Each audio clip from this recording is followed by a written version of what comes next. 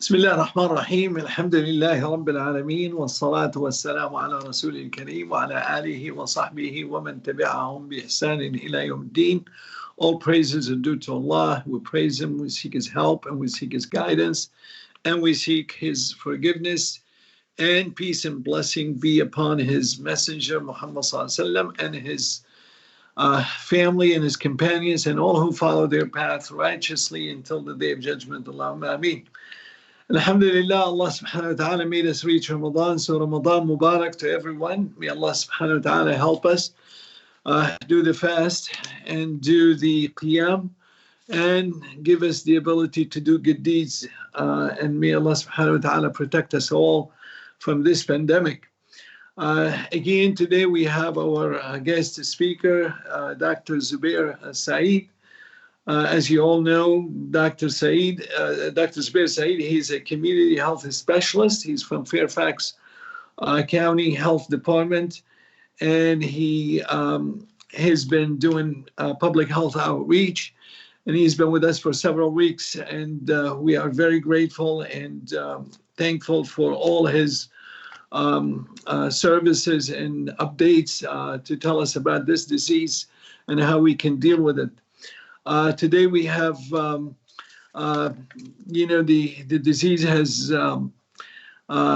become so now all over the world. We have almost reaching out to 3 million cases globally, 200,000 deaths, and in the United States we're almost near to hit 1 million cases.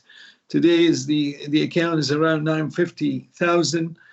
In the United States, we have about 54,000 that lost their lives to this disease. And in Virginia, we'll have Dr. Zubair give us the numbers, and we'll ask him to give us an update. Barakallah fiqh. Please go ahead. Assalamu alaikum wa rahmatullahi wa barakatuh. Ramadan Mubarak to everyone. So in Fairfax County, to this hour, we have 2,745 cases of COVID-19 in Fairfax County, with 90 deaths in Fairfax County. So week to week, we're still seeing an increased number of cases and deaths. But what I did want to point out is that the rate of this increase has been also dropping week to week. So perhaps that's indicative of the fact that mitigation efforts are having a positive impact. I did want to bring attention something new to everyone on the Fairfax County Health Department website. We have a new dashboard which includes all sorts of statistics on COVID-19 in Fairfax County. And that information includes number of cases, hospitalizations, and deaths. We can also see case rates that are observed by race, age, and locality within Fairfax County. And they also have trajectory of cases and the epidemic curve that can also be accessed on the Fairfax County Health Department website. So I encourage anyone who is interested in all of that, you can go to, again, fairfaxcounty.gov/COVID, that's COVID 19, COVID-19 /case-information. So you go to that website, you can get all that information that I just talked about. Governor Northam, the governor of Virginia, he unveiled a blueprint to ease public health restrictions. So people, they're wondering how long this lockdown is going to last. So I thought let me share this information with everyone. I'm just going to read through some of this, but just to give an idea of what is happening in Virginia, because whatever the governor is deciding for Virginia, of course, Fairfax County is going to follow that. So for testing and tracing, he said that to ensure the continued safety of Virginians, they aim to test at least 10,000 people per day in Virginia. They're working on a 4-stage approach to meet this goal prior to a safe reopening.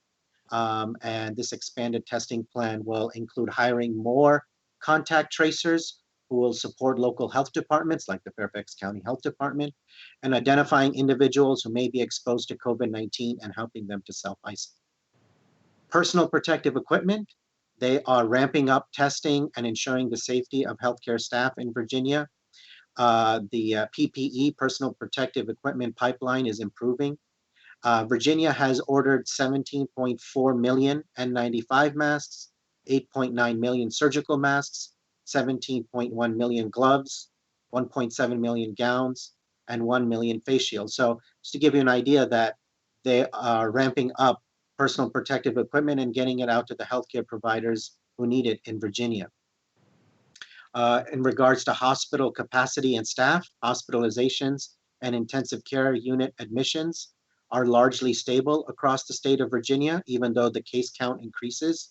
And to ensure continued capacities in the hospitals, Virginia is moving toward a phase 1 of easing restrictions. The governor has extended, however, the ban on elective surgeries through May 1st, at least, in hospitals, and expanded the ability of physician assistants and nurse practitioners with 2 or more years of clinical practice or experience to practice without a collaborative agreement.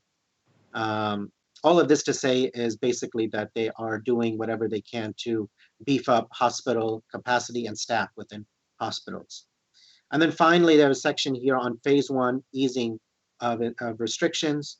The governor has outlined key benchmarks for Virginians that they can expect in the first phase, which will be no sooner than 2 weeks from now, to allow for a 14-day onward trend in confirmed COVID-19 cases and hospitalizations. So if they see after 2 weeks from now that they see a downward trend of hospitalizations and cases of COVID-19 in Virginia, they will start approaching the phase 1 of easing restrictions in the state of Virginia. So all of this is going on at the state level, and of course, Fairfax County will follow suit.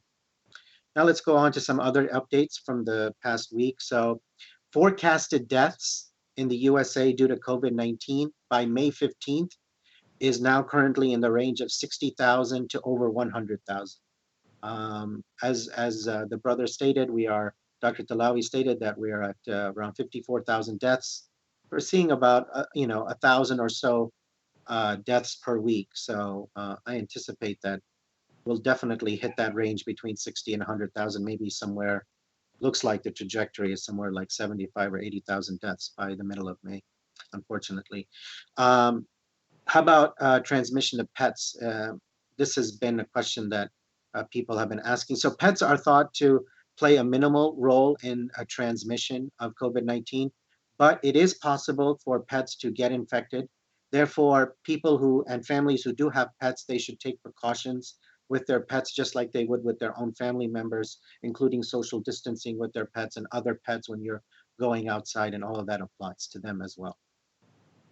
I told you before that for some reason, COVID-19 is more severely affecting men compared to women. We talked about several theories as to why this could be in previous weeks, but there's a new study that came out of India that shows that this coronavirus could be in the testicles of men. And we said that the virus attaches to ACE receptors in the body. And these ACE receptors are also located in the testicles as well. But since the testicles are walled off from the immune system, what can happen is the virus can kind of be like, you could say, harbored down there, and it can kind of hide out down there for a period of time, at least according to this study out of India. That's what they found. And they found in this study that men on average take 2 days longer to clear the virus out of their system than women do. So perhaps this is a reason. It could be that that's what's going on, or it could be other reasons as to why men are being more affected by COVID-19 than women. We've talked about various signs and symptoms of COVID-19. The list keeps on growing. So now there's a possible symptom of rash. There's different types of rashes that seem to be popping up in COVID-19 patients. They look different from patient to patient, and they could be caused by different, they could be due to different reasons, but they all seem to be linked to the effect of COVID-19 on the body. So look out for that possible symptom as well.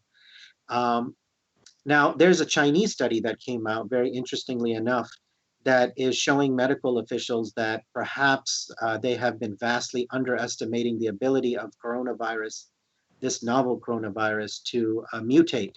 All viruses change. That's their nature. Some change a lot, like flu viruses change every flu season. So we have to update the flu vaccine every flu season. But in this study, it was found that more than 30 different mutations have been detected of coronavirus, of which 19 were previously undiscovered. So this virus does have the ability to mutate, and these acquired mutations, they're starting to see these mutations that are existent in that exist in different strains of coronavirus, that it is having an impact on the ability of the virus to infect the human body and different cells in the human body. So that is of concern. And of course, when we talk about viruses changing in any significant way, especially when it concerns their ability to infect the body, that will affect the vaccine that comes out as well, how effective it will be, and how difficult it will be to develop a vaccine. Remember, you're hearing that the vaccine will be available in a year and a half, but again, that's if everything is perfect. Sometimes vaccines take much longer to develop than that. I can say that many parts of the world, many countries and different organizations are working on a vaccine. So that's encouraging that so many people are working on it. But Allahu alam, like when we'll have a vaccine which is very effective, and it is a bit concerning that not only are there so many mutations and strains of coronavirus, but it appears that at least according to this Chinese study, anyways, that it's even having an impact on the virus's ability to infect people. They even found, for instance, that the most aggressive strains were generating as much as 270 times as much the viral load as the weakest strains. So the aggressive strains are also killing human cells the fastest. So we'll be looking out for this more, and this type of research is very valuable. Also, very interesting information that is not unique to this past week, but it's been building up, is that yet another effect of the coronavirus is blood clotting. So we're starting to see that patients who have COVID-19, in some cases, they're developing blood clots. And of course, that will affect the blood circulation in blood vessels. And anytime that happens, stroke can result or a heart attack. So again, we mentioned that coronavirus infects human cells by attaching to the ACE receptors, which is, we've said are in many parts of the body, and they also are located in the lining of blood vessels in the body. So it seems that some patients with COVID-19 are experienced, and they're young. They're like younger than 50, or they're younger than 60. They could be in their 30s, 40s, and 50s, and they're getting these strokes. And it's because, again, of the virus's effect on the body and the way it's interacting with the lining of blood vessels, leading to these clots which cut off circulation, so that blood can't get to the brain or other parts of the body like the heart, resulting in a stroke or heart attack. The World Health Organization is warning the whole world that there is no evidence yet to suggest that just because somebody has antibodies in their blood, that they are immune from infection. So we know that the way viruses and infections usually work in the human body is that when somebody gets infected, they develop antibodies. And with other coronaviruses, for instance, we have seen that when people get antibodies, that infers some level of immunity for some period of time. But the World Health Organization is being very cautious and warning people that just because, even if your blood is positive for antibodies, it doesn't mean that you have like some sort of, it's an all clear sign that you can just go out. They're just not sure of that yet. So, of course, there are antibody tests that are available. Some are accurate, or some are less accurate than others, I should say, and they're working on that. But this is something that's going to be ongoing, and no one can say right now for sure that just because you have antibodies that you're immune from future infection. Older adults, we know that older adults are, among the highest risk for COVID-19. And by older adults, we mean people over the age of 65. We've talked about that before. But what's interesting, or new information that's come out, is that symptoms in older people don't necessarily manifest themselves like they do in other people. For instance, some older patients of COVID-19 patients who are older, they may present with symptoms such as like being confused, they're not thinking very clearly, they may sleep more, they stop eating, they become dizzy, maybe they fall or they collapse or stop speaking, kind of like a neurological type of symptoms. So this is being observed in some older patients who have COVID-19.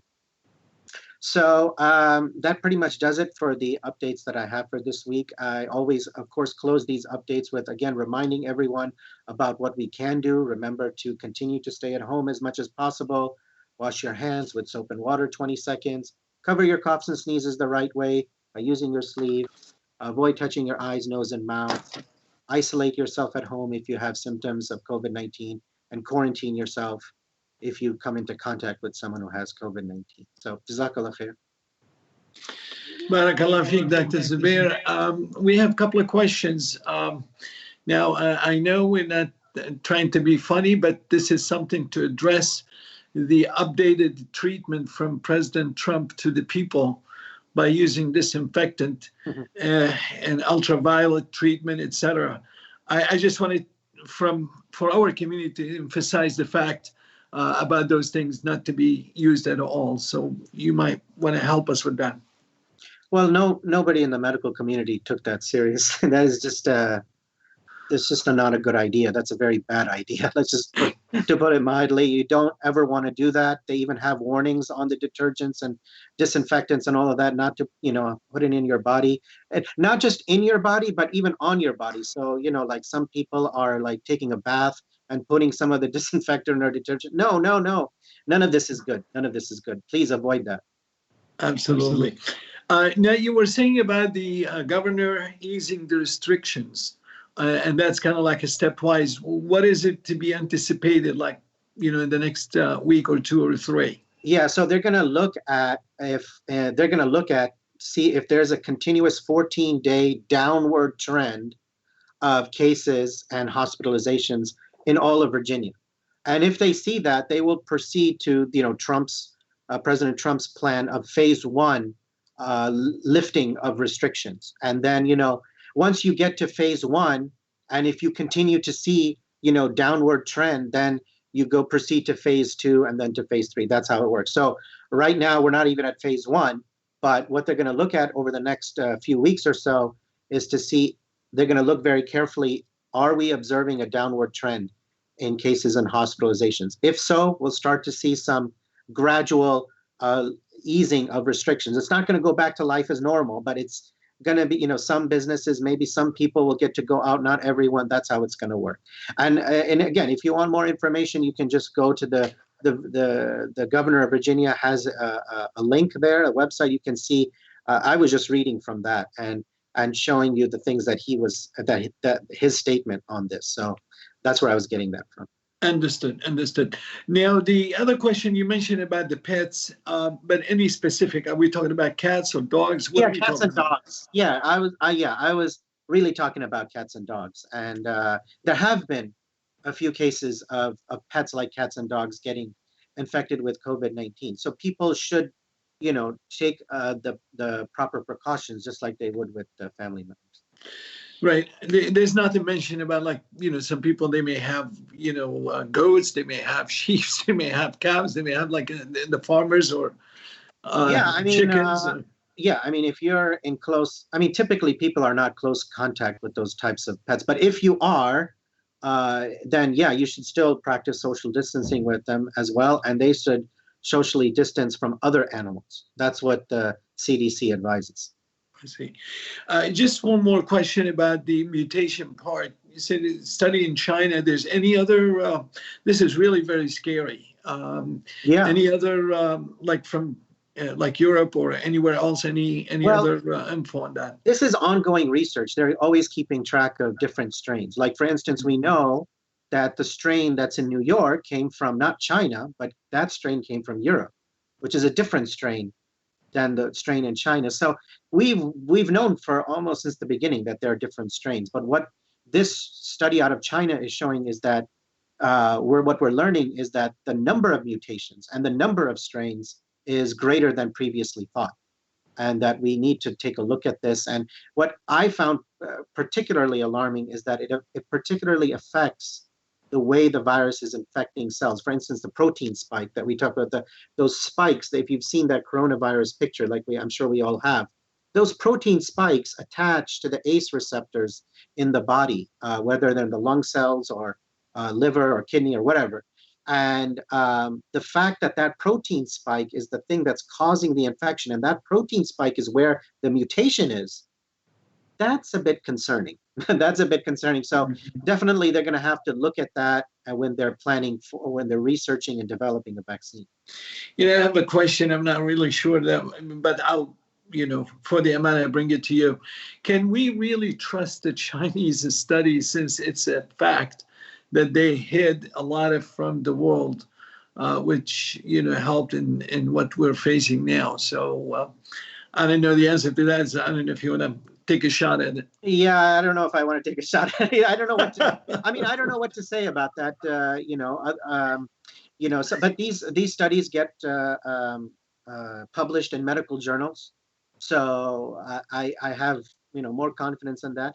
And remember, much of the information that I present week to week is precisely that, from studies, from journals. If something is a confirmed fact, then I will tell you something is a confirmed fact. But when I say something is from a study, it means they have a finding. They found something new of significance, and I share that. And it could, like, for instance, when we talked about loss of taste and smell, it took like several weeks before finally the CDC said, okay, we confirm this now as a confirmed symptom instead of a possible symptom. So this week I shared with you that rash is a possible symptom. Is it confirmed? No, they're going to keep on looking at it. So these studies that are published in journals, they have validity, but we need to do further research to confirm if something is just a theory or a finding into a fact. That's the difference. I concur, especially it's coming from scientists, not from the government officials. So maybe it's a little bit different. Now I have another question. It says, does the tests need to be adjusted as the virus mutates? Can this contribute to false negatives? What can happen with mutations is that it can affect the medications. It can affect the treatment for sure. It depends on what drug is being researched, because different drugs are trying to stop the virus in different ways. But yeah, it can impact the development of medications. And what was the other part of your question you said? It's just, does it affect, and can this contribute to a false negative? Oh, well, I think I can't say that for sure right now if that is playing a part in the false negatives or not. I think I just don't have enough information to accurately answer that question. I think that the false negative rates, which is still pretty high, frustratingly high, for these diagnostic tests of COVID-19 are really related more to other issues rather than these issues of different strains. But I can't say for sure. Well, what would be the rate for, just for our own information, the false negatives of the swab and the false negative of the antibodies? Any idea on that? Well, like the false negative of the of the diagnostic test, the swab, is what I'm really talking about. The antibody tests are still in an early phase. And like I said before, I believe that this got rushed out by the FDA. They loosened the regulations. And when you rush things out, the quality gets compromised. So that's what we're seeing right now with the antibody tests. Some are more accurate than others, and they need to continue to look at that. But the false negative rate for the swabs is 30% or more. It's just way too high. But like I said, many doctors in clinical practice, they feel clinically that the patient has symptoms of COVID-19. If the test comes back negative, they're still proceeding as though the patient has COVID-19. They're not relying on a negative test to say, oh, this patient doesn't have it.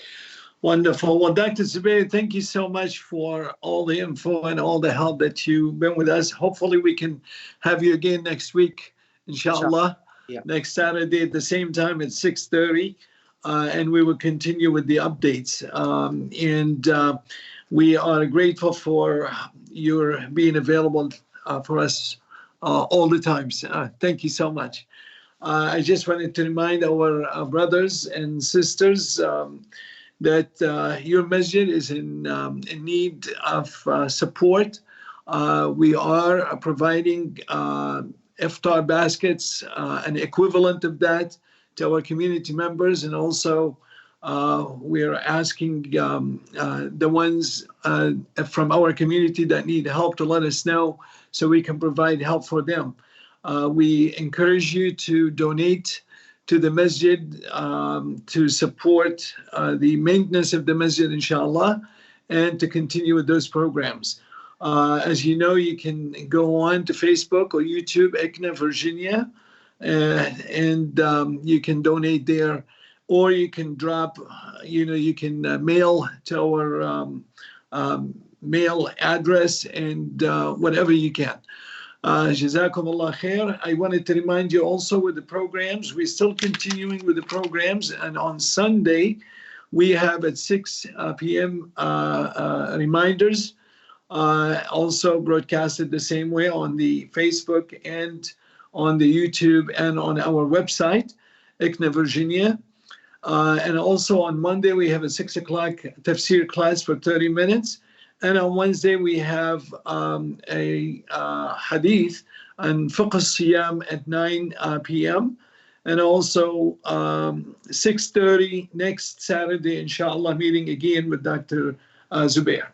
Jazakumullah khair for listening, and we will see you, inshallah. God bless you. May Allah accept. Subhanakallahumma rabbana bihamdik, ashhadu an la ilaha illa ant, astaghfiruka wa atubu ilayk. Wa sallallahu ala nabiyyina Muhammad wa ala alihi wa sahbihi ajma'in. Assalamu alaikum wa rahmatullahi wa barakatuh.